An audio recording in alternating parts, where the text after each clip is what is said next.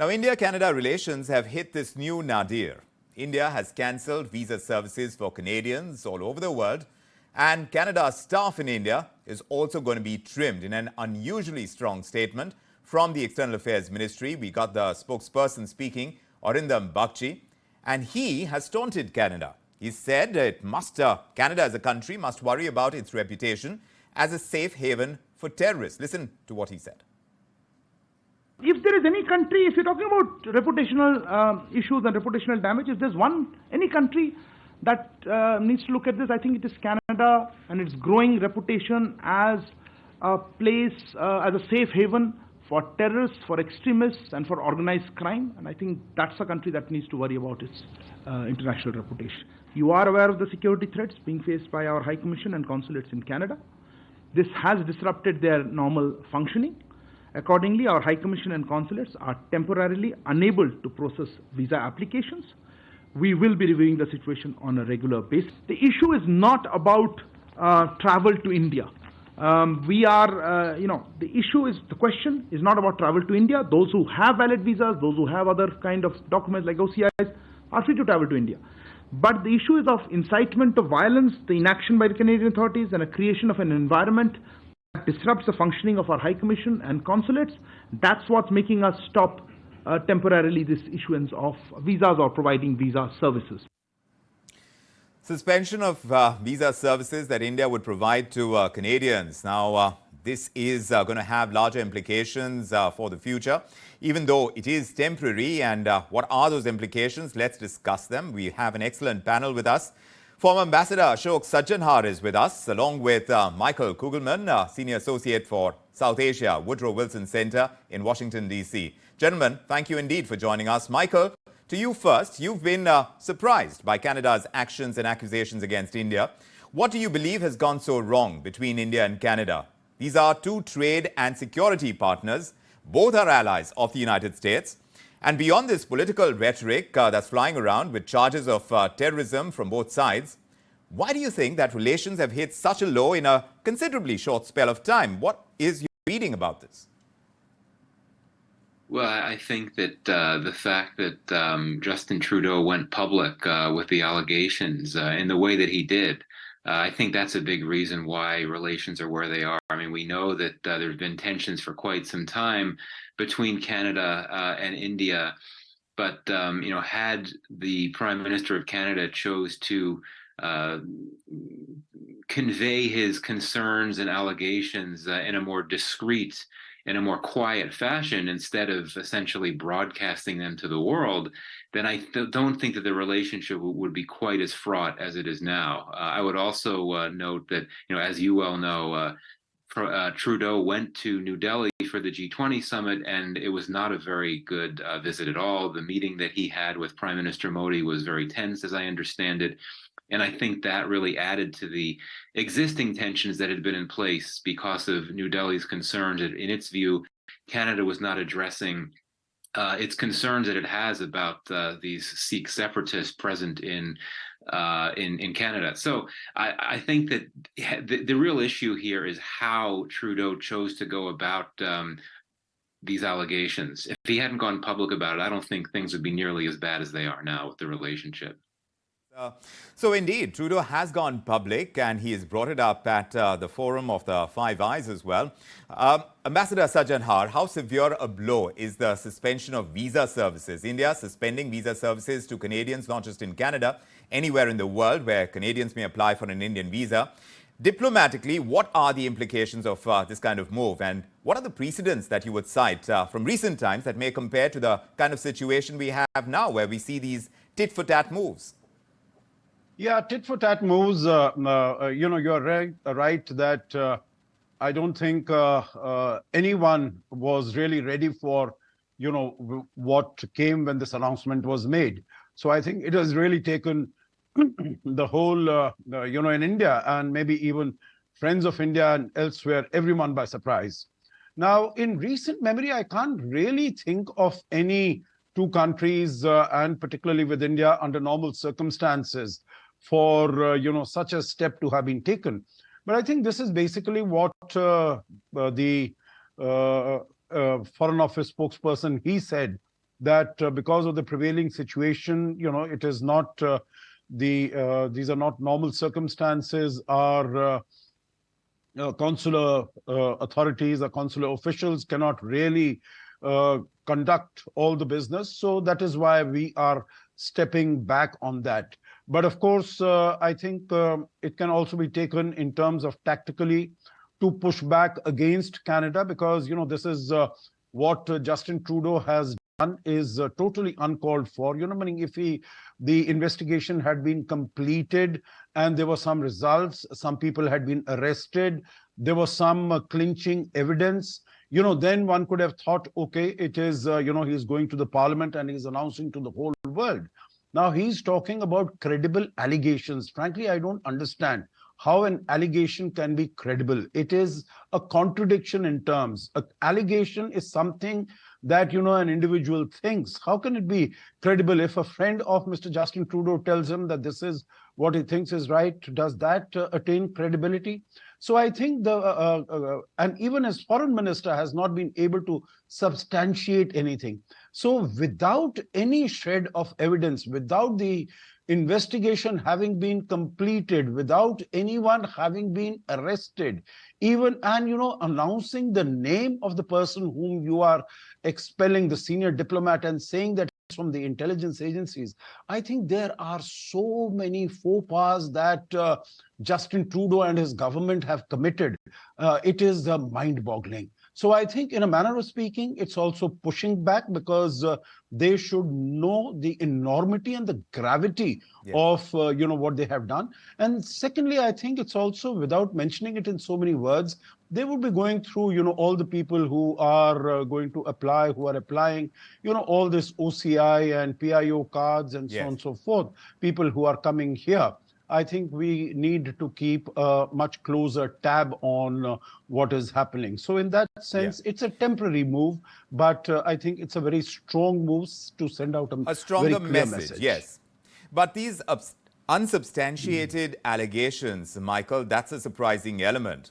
But even beyond that, when it comes to economic growth, Michael, the perception is that India is standing out as this beacon of hope against dwindling growth in the rest of the world, especially after the pandemic, and now for India to be caught in this feud with Canada, where the head of government of a Western power is accusing India of being involved in a state-sponsored assassination. As unsubstantiated as this allegation may be, how do you think it's going to damage Indian efforts to be seen, to be perceived as a strong and stable investment destination, especially for those Canadian pension funds that have been investing quite heavily and a whole lot into the Indian growth story? Yeah, I mean, India has been enjoying a geopolitical high in recent months. So, coming off its very successful G20 presidency, and of course, having recently achieved its lunar landing. So there'd been a lot going for it. And indeed, I think that at least in the immediate term, and certainly in the West, these allegations that Trudeau has made, whether they're true or not, I think it's delivered a bit of a reputational blow to India. Speaking particularly in terms of perceptions of India in the West, because this is serious business here, right? I mean, if you're accused of a state-sponsored assassination on Western soil, that's a pretty big deal. I'm not sure that I would overstate the longer-term impact that this could have on investor perceptions of India and broader perceptions of India on the whole. I don't think that those will change. I mean, these long-standing views of India as not only a key market destination investment partner, but also a strategically significant country. I don't really think that that'll be impacted by this, especially because there's still a lot of question marks here. As we've been discussing, there has not been any evidence put out there to the public to back up Trudeau's allegations. Though I think that the next few days will be key because, as you know, the UNGA meetings, the UN General Assembly meetings in New York are happening. And I think that Jaishankar, who is representing India at the UN, will want in his speech to essentially emphasize all of these major things that India has going for it, the ones I mentioned, the economic growth that you mentioned, and more. So I think the hope will be that Trudeau does not bring up the allegations again in his speech, because that would really spoil the party, so to speak, for India. It would not want that to happen. It would not want to take away from its efforts to bring out its achievements in recent months. And I think that India sees the external affairs minister's speech as an opportunity to bring the narrative back to the types of things that India wants the world, including investors, to be focused on. And that includes the fact that it's enjoyed significant levels of economic growth despite these external shocks produced by the war in Ukraine and other things as well. That's true.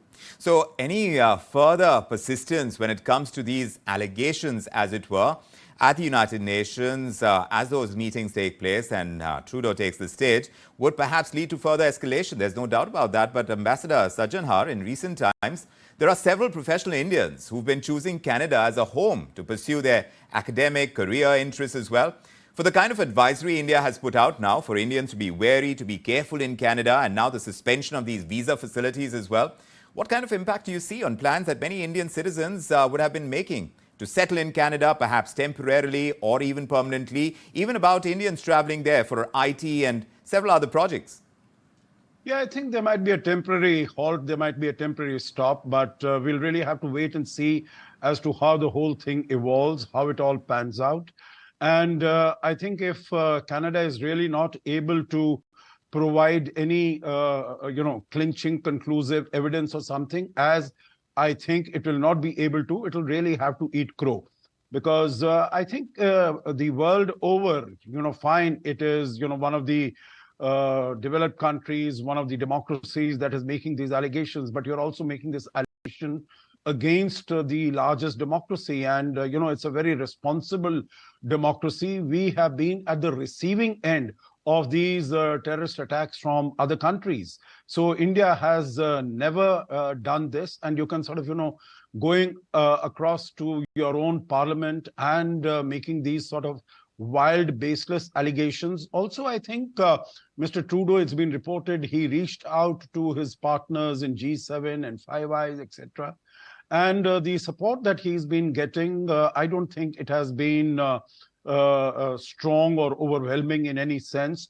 All of them have said, go and complete the investigation, because, that is where you'll be able to bring some meat into it. I think it befuddles the mind as to how, without meaning, what was the compulsion that immediately after coming back from Delhi, he had to go to the parliament and make this announcement that we have credible allegations. And even the foreign minister also mentioned something like that if that were true, then, and on the basis of they have no evidence on just these allegations, they have taken a decision to expel a senior diplomat. I think this is a huge mistake that has been committed. Canada should realize that the earlier the better. And because it's really painted itself in a corner, it's shot itself in the foot. It has to, find a way to extricate itself. I don't think Mr. Trudeau will be so foolhardy as to raise this issue in his speech at the United Nations. We'll have to wait and see that. But yes. Michael, as far as trade is concerned, that FTA between India and Canada, the free trade agreement, it has been in the works for a very long time. And a few months ago, there was this sense of progress towards this FTA. Now talks, of course, have paused, and that imminent trade mission from Canada has been pushed back. Considering that trade is fairly equal between India and Canada, meaning there is this parity in the value of exports and imports between the two nations, economically, who gets hit more because of this ongoing political feud? Who gets hit more? Well, I think that it's just a blow to both sides, to the relationship on the whole. We had seen a pretty robust trade relationship emerge in recent years, even as there had been tensions in the relationship on the issue that has provoked this crisis now. But what we're seeing now is that even the supposedly safe, stable aspects of the relationship, such as trade cooperation, is being impacted, and I think that's very unfortunate. But look, Canada is a top 20 investor in India.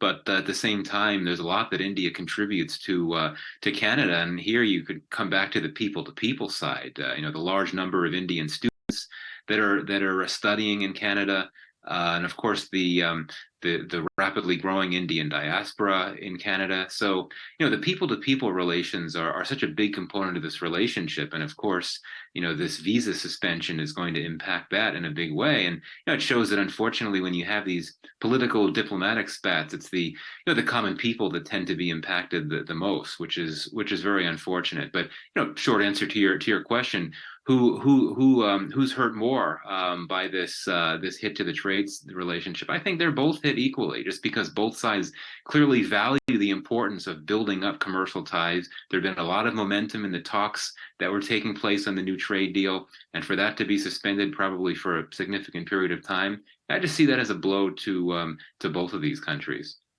We'll have to keep monitoring the situation and see if there are any back-channel moves as well to douse these fires. Perhaps the U.S. playing a role in this, considering that's a key ally now to Canada.